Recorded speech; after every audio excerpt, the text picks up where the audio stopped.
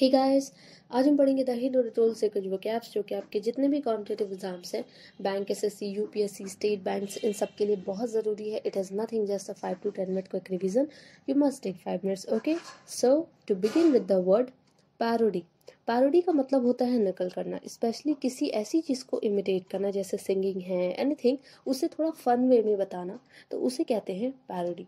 Okay, a piece of writing, speech और music that copies the style of somebody something in a funny way. It means, इसका मतलब ये हो जाता है कि किसी भी चीज़ को क्या करना, कॉपी करना एक फन वे में. ओके, तो उसे कहते हैं पैरोडी.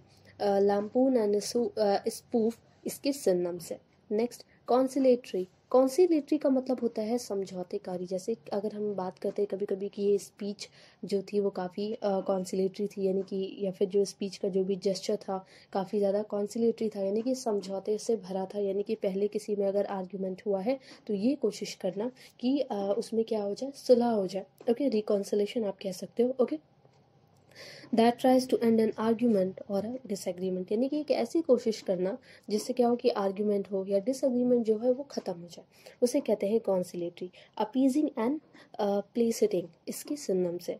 Next, expunge. एक्सपंज का मतलब होता है मिटाना, किसी भी चीज़ को रिमूव कर देना, उसे कहते हैं expunge. Remove completely something unwanted और अनप्लीजेंट, उस चीज़ को स्पेशली हटाना जो क्या है अनवांटेड, सही नहीं है और अनप्लीजेंट हो.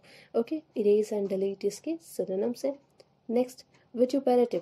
विट्यूपेरेटिव का मतलब होता है निंदापूर्ण, यानी कि कोई स्पीच ही है अगर और वो काफ़ी ज़्यादा विट्यूपेरेटिव है, यानी कि होता है ना कि जो पॉलिटिकल लीडर्स होते हैं वो एक दूसरे के अगेंस्ट विट्यूपेरेटिव स्पीच का यूज़ करते हैं, यानी कि बहुत ही खराब, कड़वी, समटाइम अब्यूसिव. ओके, इसी को बोलते हैं vituperative. Bitter and abusive, sardonic and pejorative इसके सिनोनिम्स है. Next, extol. एक्सटॉल का मतलब होता है प्रशंसा करना, यानी कि प्रेज एंथुजियास्टिकली, किसी भी पर्सन को क्या करता है काफ़ी ज़्यादा उसकी तारीफ करना कहलाता है एक्सटॉल. ओके, प्रेज एंड एक्सटॉल्ड इसके सिनोनिम्स है. Next, cornerstone. कॉर्नरस्टोन का मतलब होता है आधारशिला, यानी कि base. Okay, the most important, किसी भी चीज़ का एक बहुत ही इम्पॉर्टेंट पार्ट जिसपे क्या हो कि सारी चीज़ें डिपेंड कर रही हो, रिलाई ऑन हो, उसे कहते हैं corner stone. Okay, the most important part of something that the rest depend on. Okay, यानी कि किसी भी चीज़ का एक ऐसा हिस्सा जिस पर सारी चीज़ें क्या हो, डिपेंड कर रही हो, उसी को बोलते हैं corner stone. Okay, foundation and basic इसके सिनोनिम्स है, बेसिस. Next, ally. एलाई उस पर्सन को कहते हैं जो क्या करे, आपका साथ दे. ओके, साथ देने वाले पर्सन को बोलते हैं ally. A person who helps and support you, यानी कि ऐसा पर्सन जो आपकी मदद करे या फिर आपको सपोर्ट करे, स्पेशली कब, when other people are against you, जब कोई दूसरा क्या हो, आपके अगेंस्ट हो.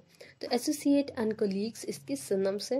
नेक्स्ट, आपका एक फ्रेजल वर्ब है पॉप अप, जिसका मतलब अचानक से किसी ऐसी चीज़ का सामने आ जाना. जैसे फ़ोन में क्या होता है कि कुछ अचानक से अनएक्सपेक्टेड चीज़ें सामने आ जाती हैं, कुछ हम टैप करते हैं तो जैसे एड्स वगैरह, तो उसी को बोलते हैं पॉप अप.